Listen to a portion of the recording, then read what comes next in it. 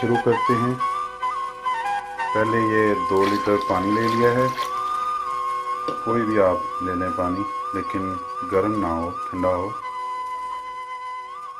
अब जो है इसमें 2 लीटर मैंने चीनी शामिल कर दी है और इसको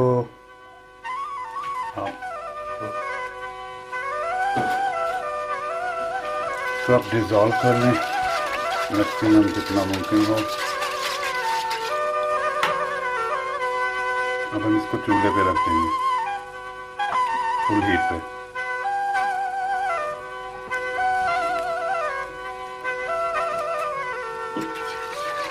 इसका भी इंतज़ार करना है कि कब ये चीनी पानी में हल हो जाए। इस दौरान झाग आएगी, उसको हम हटाते रहेंगे। तो ठीक, मैं इसके बाद में मिलता हूँ जब ये कुछ शीरा गाढ़ा हो चुका होगा।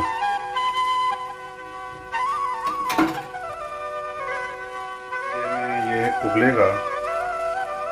हम उसी देर में जो ग्राइंड किया हुआ हमारा सामान था उसको हम इस छानी से छान लेंगे। ये सारा कुछ मैंने इस छानी में डाला है और इसको इस तरह प्रेस करता जाऊंगा।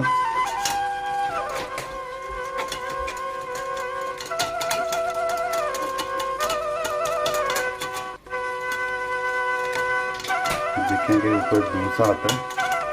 ये हमारी जो खुशखास इलायचियाँ, जो भी सामान हमने रात को भिगोया था, उसका वो सारा असर इस छाननी के जो है रास्ते नीचे की देचकी में मुंतकिल हो जाएगा।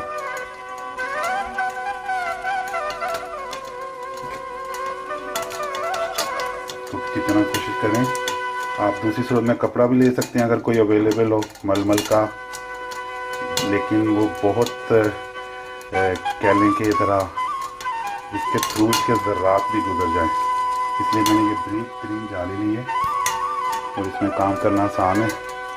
गो के कुछ ज़्या हो जाता है।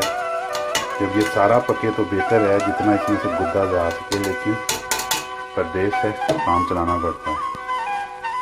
उसके बाद मैं अब बादाम वाला भी इसमें गिरा के तो उसको भी छान लूँगा।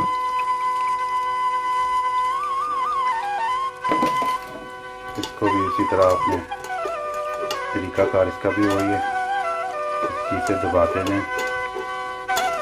ये जो लकड़ी का चमचा होता है इसकी कुकिंग का एक अपना ही मज़ा है। एक तो शोर कम करता है, दूसरा ये इसमें कोई केमिकल वगैरह नहीं है, ना इसका कोई निकल उतरता है, ना कली उतरती है, ना सिल्वर है ये। फिर ये जो नॉन स्टिक होते हैं बर्तन हमारे, इनको ये नुकसान नहीं देते हैं। बहुत सारी जो हमारी माएँ बहनें हैं वो इस चीज़ का ख्याल नहीं करती कि लोहे का चमचा चला रही होती हैं और अच्छा बड़ी जो महंगी आपकी क्रॉकरी है उसका सत्यानाश हो जाता है। ये छोटे छोटे पॉइंट होते हैं जिसमें बहुत सारी चीज़ों का जो आपका भला रहता है कि अगर आप उसको इस तरह इस्तेमाल करें। हीट तो ज़्यादा की है और ये देखें ये उबाल आना शुरू हो गए। अभी ये शीरा गाढ़ा होने का इंतज़ार करना है। अब ये है कि तकरीबन 20 मिनट पूरी हीट पे पकने के बाद इसका रंग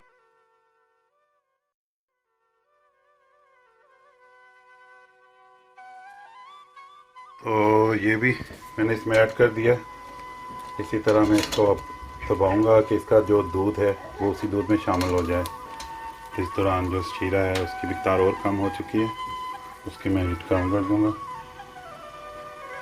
तो अब देखते हैं, मैं उसको थोड़ा फ़िल्टर करके तो फिर इसको ऐड करके आपको दिखाता हूँ। तमाम चीज़ों का हमारे पास आ चुका है। ये तकरीबन पौना लीटर है और इधर हमारी 1.5 लीटर से कम रह गया है। तो अब मैं इसे मिक्स कर दूँगा।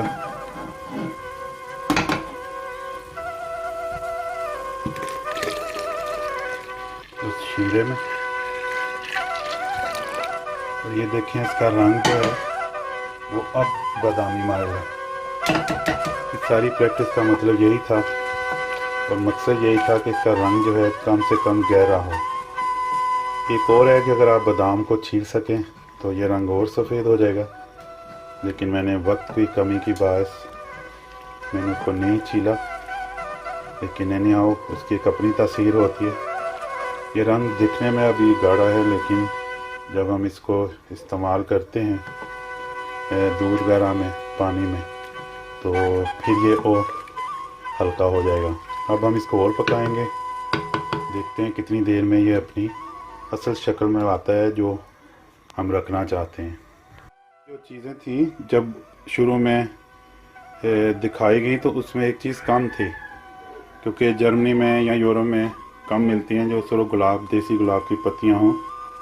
तो उसमें मैंने जो उसका, अगर वो अवेलेबल हों तो 50 ग्राम आप वो भी साथ उबाल लें, लेकिन मैंने उसका तोड़ रोज़ वाटर की सूरत में कर लिया है। उसके मैं चंद कतरे जो इसमें शामिल कर दूँगा और फिर देखूँगा आखिर में क्या है इसका अंदर। अगर कम हो उसका सेंस तो आप मैं बढ़ा लूँगा।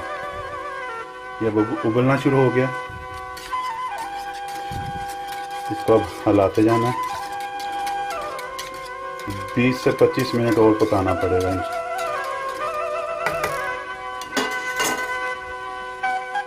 वो तेज़ी से उबाले लेने शुरू करेगा, तो इसलिए मैं इसकी जो है हीट कम कर दूंगा जो ये उबालेगा। तो ये देखें, इसमें फिर झाग उठेगी। अब बेहतर हाल है कि इसको हिलाई जाए। झाग अब तेज़ी से ऊपर आई है। इसकी हीट जो है साइडों वाले दोनों चूल्हों को कम कर देता हूँ, फिर दरमियान में फ्लेम रहेगी, तो उससे ये उबलने का इसकी जो रफ्तार कम हो जाती है। जब तक इसकी झाग ख़त्म ना हो कोशिश करें कि इसको हिलाते रहें, तो एक वक्त आएगा कि ये झाग ख़त्म हो जाएगी। इसका मतलब है फिर ये तैयार है। फिर आपको इसको ठंडा करके बोतलों में भर लें। बोतलें अच्छी तरह धुली हों, खुशक हों, और जो बोतल नहीं इस्तेमाल में आनी उसको अच्छी तरह ये टाइट कर दें। कॉर्क अगर मिल सके तो उसको लगा के, तो मोमबत्ती पिघला के उसमें डुबो दें। अदरवाइज जो दूसरा निज़ाम है तो और इख्तियार करें, लेकिन एयर टाइट बहरहाल होना चाहिए। अदरवाइज़ ये जो है इसको आप नॉर्मल बोतल में बंद रखें और फ्रिज में नहीं रखना, क्योंकि इसमें शुगर सिरप है तो ये जम जाएगा। इसको बिल्कुल नॉर्मल बोतल में रखें और 1 महीना के लिए ये रूम टेम्परेचर में इस्तेमाल हो सकता है। फिर दूध में डालें आप रूह अफ़ज़ा की तरह, किसी भी बर्फ़ वाले पानी में अफ्तार, सहर या मेहमानों की सेवा के लिए इस्तेमाल कर सकते हैं। वीडियो देखने के लिए शुक्रिया। खुदा हाफ़िज़।